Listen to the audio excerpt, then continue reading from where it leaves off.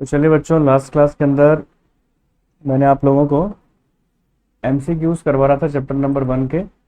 और हमने 7 एमसीक्यूज तक तो कर लिया था। अब क्वेश्चन नंबर 8 पर आ जाओ आप। क्वेश्चन नंबर 8 लिखा है, which is the last step. लिखें, विच इज द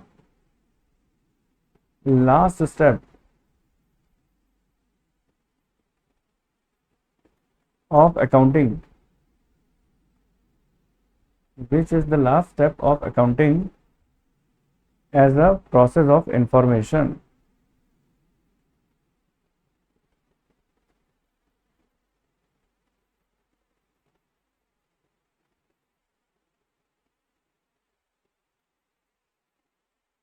ए,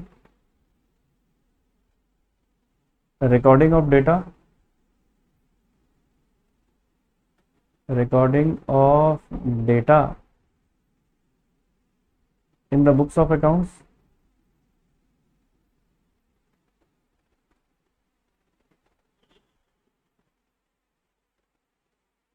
ठीक है। B, preparation of summarize in the form of financial statement।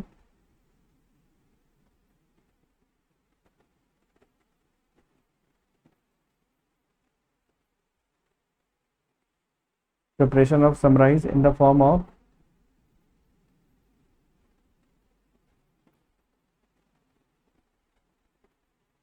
financial statement।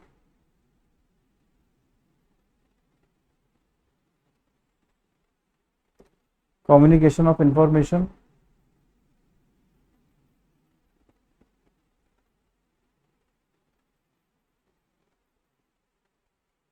Information.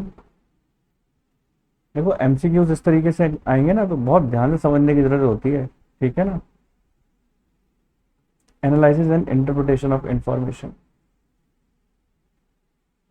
Analysis and interpretation of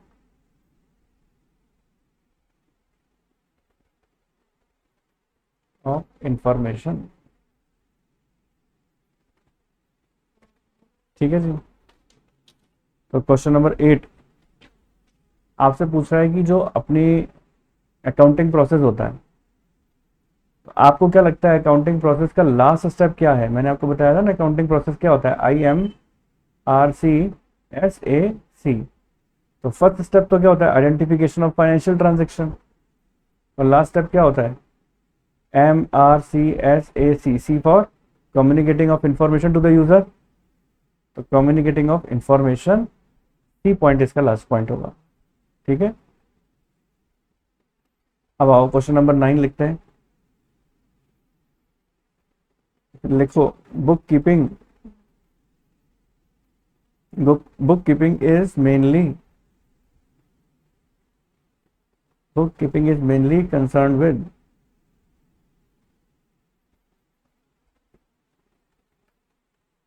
ठीक है। ए, recording of financial transactions data। recording of financial transactions data।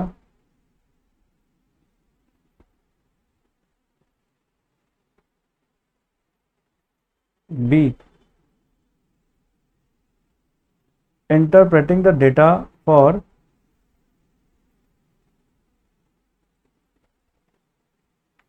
interpreting the data for internal and external users, internal and external users, or designing the system of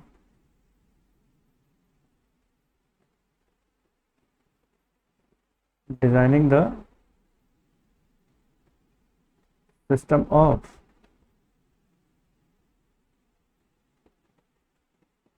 summarizing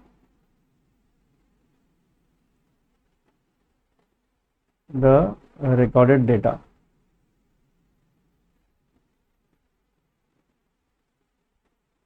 और D आ जाएगा preparation of financial statement,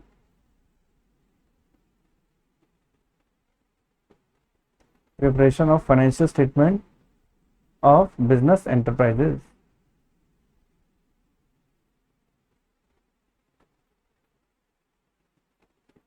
अब देखो book keeping के लिए पूछ रहे हैं कि बुक कीपिंग मेनली किससे कंसर्न रखती है, कि रिकॉर्डिंग से, इंटरप्रिटेटिंग से, designing the system of summarising,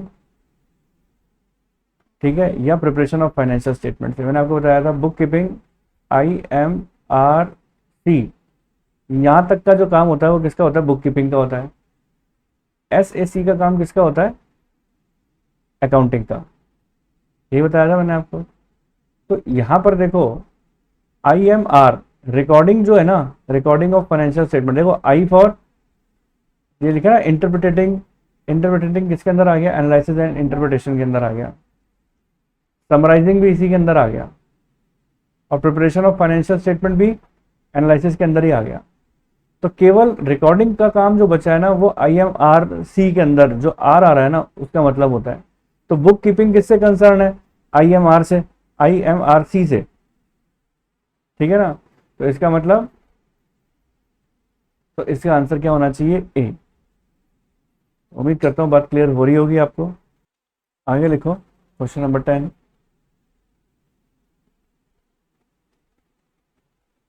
question number 10 है use of common unit, use of common unit of measurement, use of common unit of measurement and common format of, common format of reporting promotes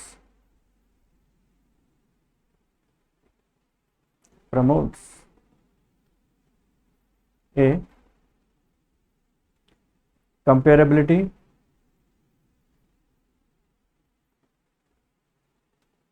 B understandability,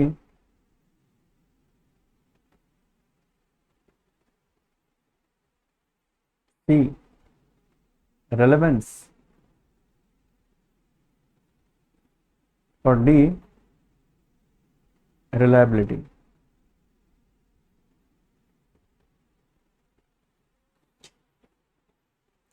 तो देखो ये बोल रहे हैं कि अगर हम कोई कॉमन यूनिट या हम कॉमन फॉर्मेट लेते हैं, तो कोई भी चीज़ अगर आप कॉमन लेते हो, जैसे एक बात बताओ, आपने अपनी मार्कशीट देखी है, जब मार्कशीट आती है हमारी तो टर्म 1 के एग्जाम में लिखे होते हैं, टर्म 2 के भी लिखे होते हैं, फाइनल्स के भी लिखे होते हैं। तो जिस फॉर्मेट में जो सब्जेक्ट लिखा होता है, जैसे टेबल बनी होती है जैसे टर्म 1 की, सिमिलर फॉर्मेट के अंदर टर्म 2 के मार्क्स लिखे हुए होते हैं, और सिमिलर फॉर्मेट के अंदर फाइनल्स के एग्जाम भी लिखे हुए होते हैं, मतलब फाइनल्स के मार्क्स। ऐसा क्यों होता है, क्योंकि हम फाइनल्स को कंपेयर कर पाए टर्म 1 से, टर्म 1 को कंपेयर कर पाए टर्म 2 से, आपस में तीनों जो तीन आपके एग्जाम्स हुए हैं 3 स्टेजेस के अंदर, आप तीनों स्टेजेस को इजीली कंपेयर कर पाओ। तो कॉमन यूनिट हो गई या कॉमन फॉर्मेट, ये क्यों लिया जाता है, क्योंकि इजी कंपेरेबिलिटी के लिए। तो हमारे फाइनल अकाउंट्स भी हम इस तरीके से बनाते हैं, इसी वे में कि वो इजीली हमारे कंपेयर हो सके, इसलिए कॉमन फॉर्मेट लिए जाते हैं, ठीक है। चलिए क्वेश्चन नंबर 10 के बाद क्वेश्चन नंबर 11 पर आते हैं। Which of the following transaction is of financial character? Which of the following transactions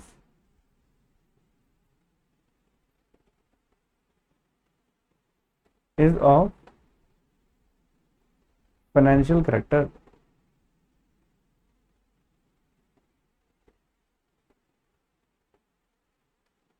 ठीक है, ये लिखो, sent a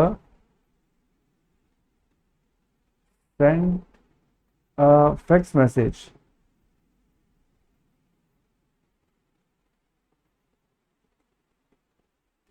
to a supplier, B purchase of goods on credit, purchase of goods on credit, C appointment, appointment of an employee,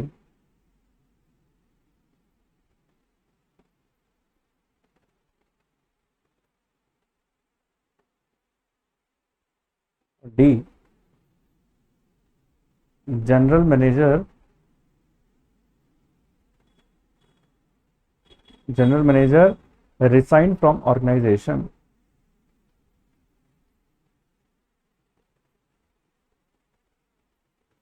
organization। ठीक है, ये कह रहे हैं कि इनमें से which of the following transaction, इनमें से कौन सा ट्रांजेक्शन ऐसा है जो फाइनेंशियल करेक्टर का है, फाइनेंशियल करेक्टर जो मॉनेटरी टर्म्स के अंदर जिसको कन्वर्ट किया जा सकता है। अगर कोई फैक्स मैसेज आप किसी को करते हो तो ये मॉनेटरी टर्म्स के अंदर कन्वर्ट किया जा सकता है, या आप किसी एम्प्लॉय को अपॉइंट करते हो तो क्या इसको मॉनेटरी टर्म्स में कन्वर्ट कर सकते हो? भाई आप, आपका बिजनेस किसी को मैसेज कर रहा है, इसको अकाउंट्स में कैसे रिकॉर्ड करेंगे? नहीं कर सकते ना। या कि कोई एम्प्लॉय को आप अपॉइंट कर रहे हो, ये तो एक्टिविटी है, इसको रिकॉर्ड कैसे करें, मॉनेटरी टर्म्स में कैसे रिकॉर्ड करें? या किसी जनरल मैनेजर को जॉब से निकाल दिया, ये भी रिकॉर्ड नहीं किया जा सकता अकाउंटिंग में। हाँ, अगर गुड्स परचेज किया अपन ने क्रेडिट पे, इसको रिकॉर्ड जरूर किया जा सकता है, क्योंकि हम इसको मॉनेटरी टर्म्स के अंदर कन्वर्ट कर सकते हैं। ये तो पता है ना कितने का अपन ने उधार खरीदा, है ना, इसको कर सकते हैं अपन। ठीक है, यहां तक बात। चलो क्वेश्चन नंबर 12 पर आ जाओ।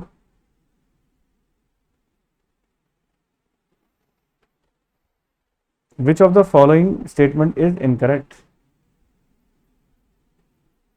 Which of the following statement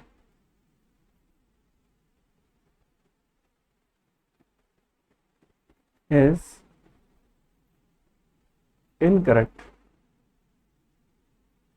ठीक है, ए लिखो accounting is concerned with, accounting is concerned with non financial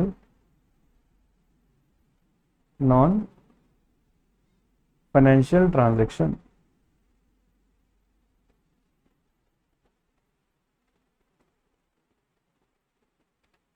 ठीक है, बी आगे लिखो accounting is a science as well as an art.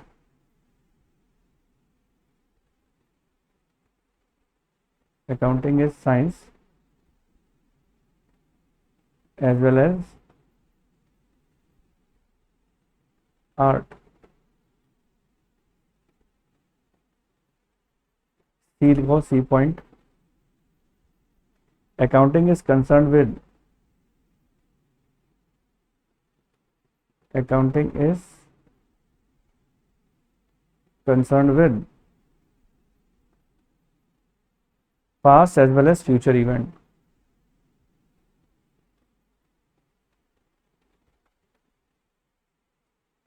past as well as future event, both A and C। D क्या है? both A and C। ठीक है, तो ये क्वेश्चन नंबर 12। क्या बात बोल रहे हैं कि कौन सा स्टेटमेंट इनकरेक्ट है? ठीक है, accounting is concern with non financial transaction, ये तो इनकरेक्ट नजर आता है। Accounting is science as well as an art, ये करेक्ट स्टेटमेंट है, ट्रू है ये तो।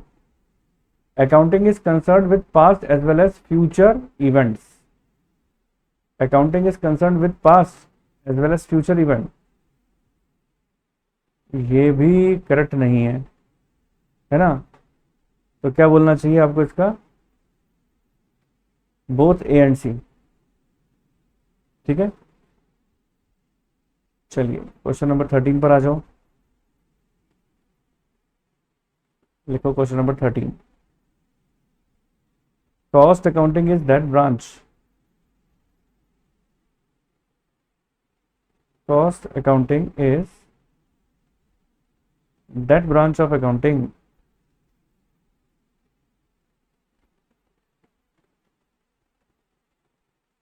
cost accounting is that branch of accounting which is concerned with which is concerned with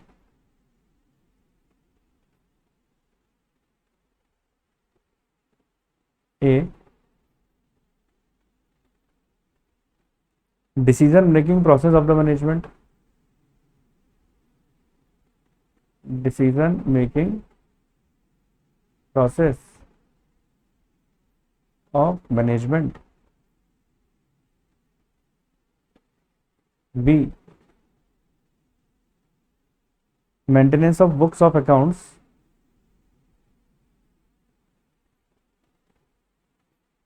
maintenance of books of accounts,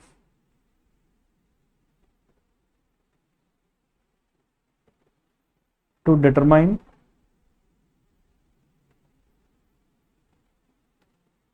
profitability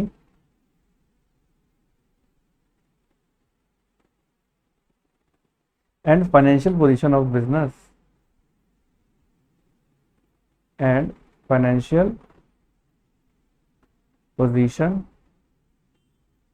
of business। फिर सी process of accounting and controlling, process of accounting and controlling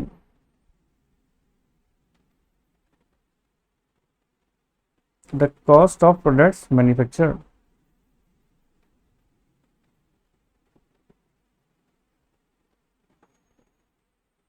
the cost of product manufactured। और D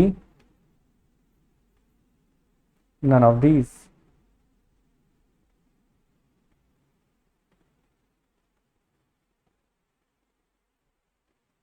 तो देखिए ये बात बोल रहा है आपको कि जो कॉस्ट अकाउंटिंग होता है ना, आपने ब्रांच ऑफ अकाउंटिंग के बारे में पढ़ाया था, उसमें कॉस्ट अकाउंटिंग था, वो किससे डील करता है? तो पूछा आपसे कि भाई प्रोसेस ऑफ मैनेजमेंट से, डिसीजन मेकिंग से, maintenance of the books of accounts financial position से, या process of accounting and controlling the cost of the product, या प्रोडक्ट की कॉस्ट निकालने से। मतलब ऑब्वियस सी बात है, कॉस्ट अकाउंटिंग में अपन क्या करते हैं, क्या देखते हैं, प्रोडक्ट की कॉस्ट निकालते हैं, यही सबसे बड़ी चीज होती है ना। और डी पॉइंट वैसे भी नन ऑफ दीज है, तो इसका करेक्ट आंसर है process of accounting and controlling the cost of the product. ठीक है, चलिए अब इसके बाद आ रहा है 13 के बाद 14। 14 लिखना चालू करो। Which of the following is not recorded in the books of account? Which of the following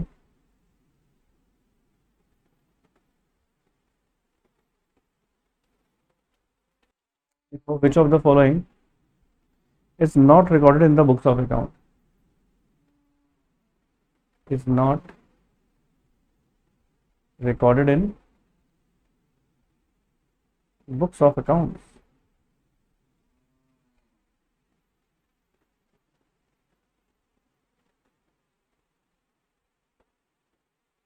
A, wages of employees, wages of employees। B, sale of goods,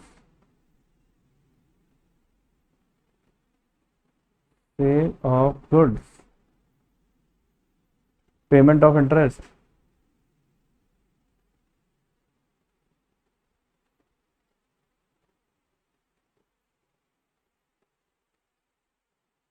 D quality of management, quality of management. ठीक है, इसका answer क्या लिखेंगे? इनमें से question हमारे पास ये है कि इनमें से कौन सा not record in the books of accounts, books of accounts में किसको हम रिकॉर्ड नहीं करते। ठीक है, क्वालिटी को रिकॉर्ड नहीं करते। अब आप वेजेस दोगे एम्प्लॉय को तो भी रिकॉर्ड करोगे मॉनेटरी टर्म्स में, गुड्स सोल्ड करोगे तो भी मॉनेटरी टर्म्स में, पेमेंट करोगे इंटरेस्ट का तो भी मॉनेटरी टर्म्स में, लेकिन मैनेजमेंट की जो क्वालिटी होती है ना वो रिकॉर्ड नहीं की जा सकती। क्वेश्चन नंबर 15, क्वेश्चन नंबर 15 क्या बात बोलता है? Which of the following is not a limitation of accounting, which of the following, which of the following is not a limitation of accounting, इनमें से कौन सी चीज अकाउंटिंग का लिमिटेशन नहीं है? देखो क्वेश्चन को ध्यान से पढ़ना, नॉट लिखा है, कौन सी नहीं है, कौन सी है नहीं पूछा वो, कौन सी नहीं है, नॉट। ठीक है, uh it is not fully exact, it is not fully exact, ये तो लिमिटेशन है। दूसरा, it facilitate comparative study, it facilitate comparative study. C, it ignore the effect of price level change, it ignore the effect of price level change।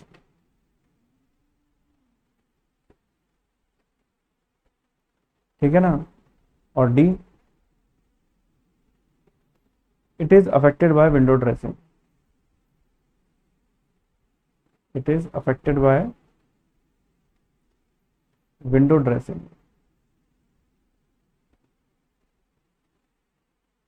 तो देखो, आप limitation of accounting खोलोगे ना, उसमें सब चीजें मिलेंगी सिवाय इसको छोड़कर। ये तो इसका एडवांटेज है, जो कंपैरेटिव स्टडी करते हैं वो, ये तो एक अच्छी चीज है, लिमिटेशन नहीं है ना। आंसर क्या होना चाहिए कि कंपैरेटिव स्टडी, क्योंकि यही एक ऐसी चीज है जो इसका लिमिटेशन नहीं है। कंपैरेटिव स्टडी होना तो एक अच्छी चीज है, इसकी क्वालिटी है देखा जाए तो, है ना। चलिए आगे बढ़ते हैं, 16 पर आ जाओ आप। Question 16, which of the following is a branch of accounting, which of the following, which of the following is a branch of accounting?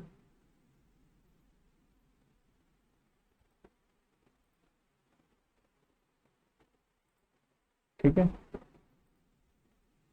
Branch of accounting. A, financial accounting,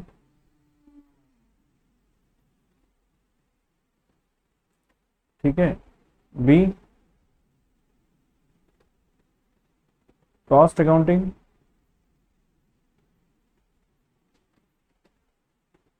D, management accounting,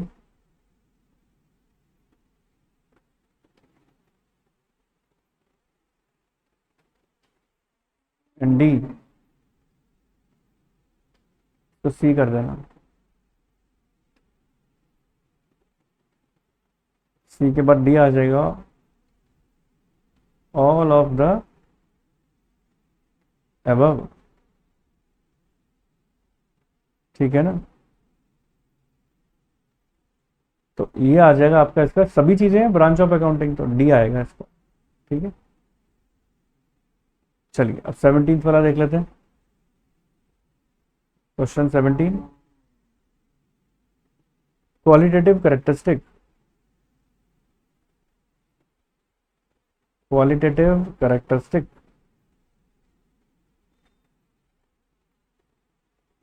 qualitative characteristics of accounting.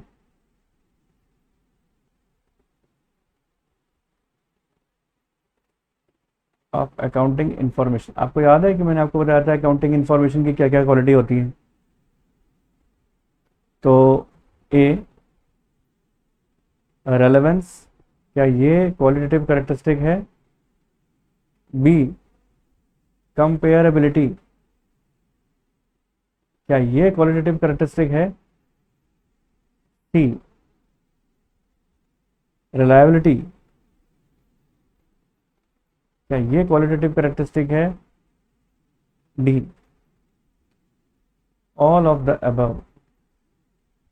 तो correct answer क्या होगा, all of the above.